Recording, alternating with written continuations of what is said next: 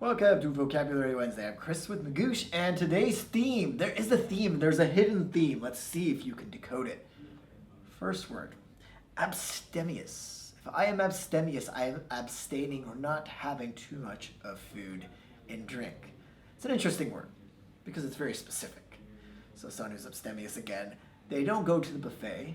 Rather, they order a meal, and then as soon as they're 70% full, they stop, and they don't overly indulge. And that is the meaning of abstemious. It comes up quite a lot on the GRE. Now, I want you to pay attention to the way the word looks. Remember that, and maybe see if you can make a connection here. Precarious. Something is in a dangerous situation. It's about to topple over. He stood at the edge of the building, perched precariously. Don't fall. That's the idea of precarious. In a difficult situation, something bad can happen at any moment. So what's going on that's precarious in the world? Well, the stock market's always precarious depending on how you invest.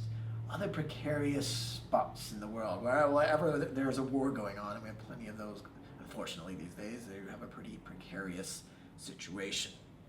So let's see if you can notice the theme. Now we have nefarious, and you're thinking, oh, IOUS, the end in IOUS. That's part of it, but remember, maybe a little bit more than just the IOUS. What can it be? Well, with this wonderful word here, nefarious, we have a word that's colorful and fun that describes someone who is wicked and villainous. So every Disney movie, there's always the dashing hero or heroine. There's always the fun and goofy sidekick a la Olaf, if you will.